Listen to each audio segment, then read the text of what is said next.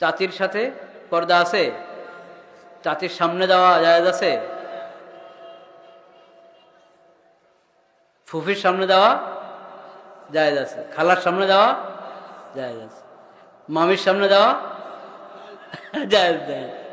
মামির সামনে দেওয়া যাবে না, চাচির সামনে যাওয়া যাবে না। খালা শাশুড়ি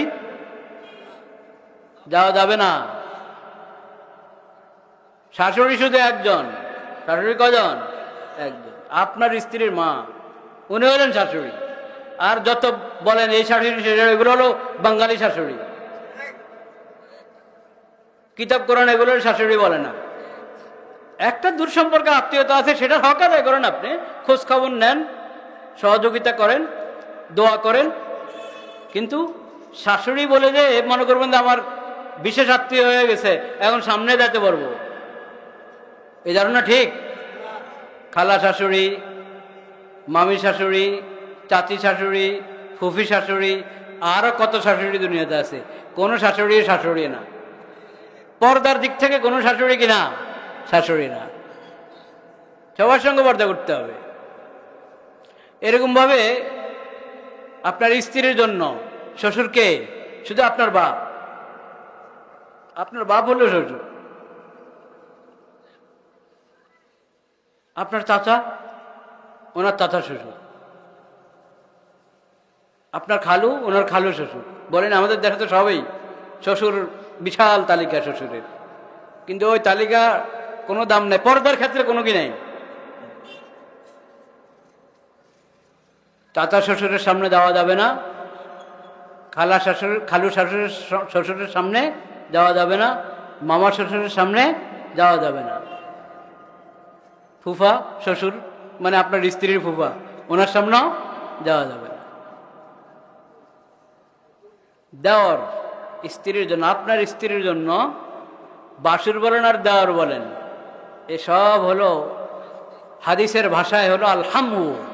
আল হামু হাদিস শরীফে রাসূল করিম সাল্লাল্লাহু আলাইহি ওয়াসাল্লাম বলেছেন আল হামু আল মাউতু। আল হামু আল মাউতু, যে তোমার স্বামীর দিক থেকে যারা তোমার আত্মীয়, মানে তার ভাই, তার বড় ভাই, তার ছোট ভাই, সে বড় ভাই হলে সবাই তো তার ছোট হবে, আর সে ছোট হলে তার সব বাকি সবাই কি তার বড়। তোমার স্বামীর আপন ভাইরা কেউ তোমার স্ত্রীর জন্য কিনা মাহরম না। তাহলে তোমার ভাইয়ের চাচাতো ভাই যারা, তোমার ভাইয়ের খালাতো ভাই যারা, তোমার ভাইয়ের মামাতো ভাই, ফুফাতো ভাই, হ্যাঁ, চাচাতো বললো তো হয় না, তো দুইটা চাচাতো জ্যাঠাতো, কেউ আপনার স্ত্রীর জন্য কিনা মাহরম না। সবাই আল হামু, সবাই কি আল হামু হাদিসের ভাষায়। তোমার স্বামীর মাধ্যমে তার যত ছোট বড় ভাই আত্মীয় হয়েছে তোমার, এরা পর্দার আত্মীয় না, এরা, এদের সঙ্গে পর্দা করা কি ফরজ, পর্দা করা ফরজ। এদেরকে মৃত্যুর মতো ভয় করো। কিসের মতো? আল হামু আল মাউতু। দেওয়ার আর বাসুর এই ধরনের যা আছে এরা সবাই হলো মৃত্যু, মৃত্যুর মতো বলেন রাসূলুল্লাহ, এরা সবাই কি মৃত্যু, মৃত্যুর মতো এইভাবে বলা হয়নি, কাল মাউতি বলে না। দেখেন যদি হাদিসের শব্দটা হয়তো আল হামু কাল মাউতি, দেওয়ার বাসুররা মৃত্যুর মতো, হাদিসে বলে না যে মৃত্যুর মতো, বলেছে একবারে সাক্ষাৎ মৃত্যু। তুমি মরে যাওয়া যেমন মুসিবত, ঠিক ওরকম মুসিবত যদি তুমি দেওয়ারের সাথে দেখা দাও। মরে যাওয়া যেমন মুসিবত, ঠিক ওরকম মুসিবত যদি বাসুরের সাথে দেখা দাও। এখন যদি আপনার এই মা, আপনার মা অর্থাৎ আপনার স্ত্রীর শাশুড়ি, উনি যদি সহযোগিতা না করে পর্দা করার জন্য, তো হবে? হ্যাঁ, কি হয়েছে যাস না, কয় না, অসুবিধা কি? তোর কি নাম ডাকে, তোর ভাইয়া না, সবাই তো ভাইয়াদান ভাইয়াদান করতে হয়, বড় ভাইয়াদান, ছোট ভাইয়াদান, সবাই ভাইয়াদান বলেন। ভাইয়াদান ভাইয়াদান তো পুরো দুনিয়ায় মেয়া, যার ইমান আছে সে তো ভাই, যার ইমান আছে সে তো আমার ভাই, নাকি? আল মুমিনুনা ইখওয়া নাকি? সব মুমিনই তো ভাই, তো সবার সাথে আপনি দেখা দিবেন নাকি?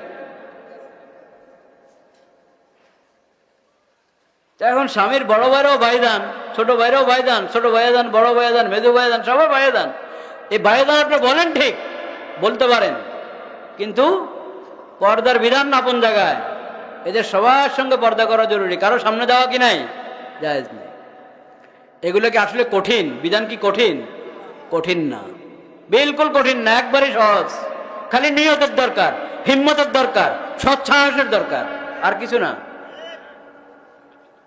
পাকা নিয়ত করেন, আপনি সহযোগিতা করেন আপনার ছেলের বউদের, আপনার ছেলের বউদের সহযোগিতা করেন, তারা যাতে পর্দাতে থাকতে পারে।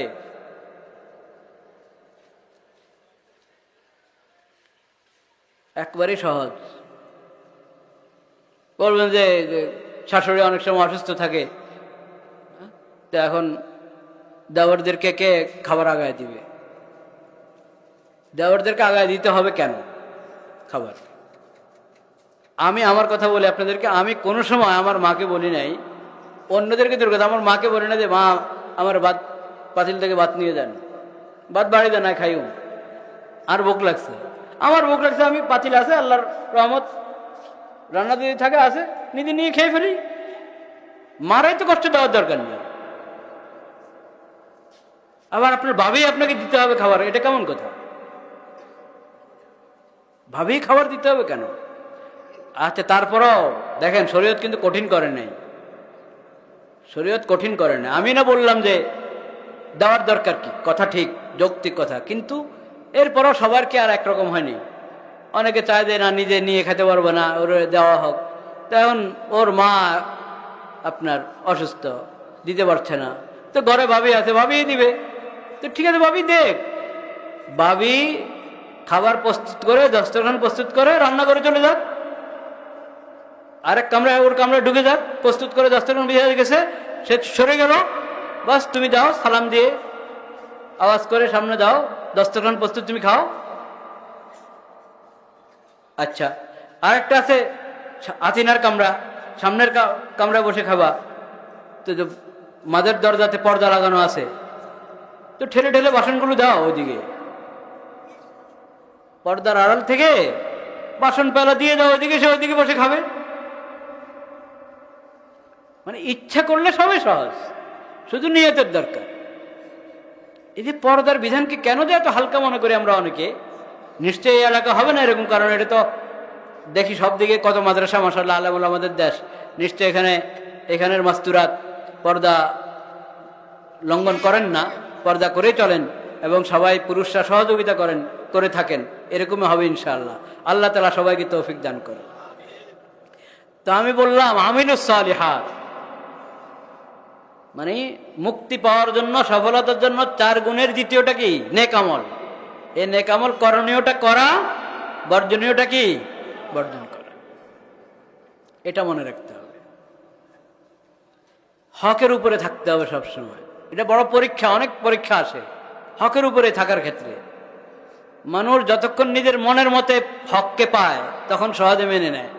হক যখন নিজের মনের বিরুদ্ধে যায় তখন আর সহজে মানতে পারে না। মন হকের ফয়সালা যা আমার মনেও চায় তা, তাইলে তো হক মানা অনেক সহজ। তখন কি হক মানে না, না মানে এটার পরীক্ষা হয়? পরীক্ষা কখন হয়? পরীক্ষা হয় তখন যদি বলেন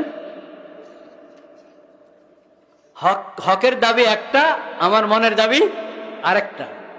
আমার মনে চায় অন্যটা, হকের দাবি যেটা আমার মনের চায় অন্যটা। হকের দাবি আর আমার মনের চাহিদা, এই দুটো যদি বিরোধ লাগে তখন হলো ইমানের পরীক্ষা।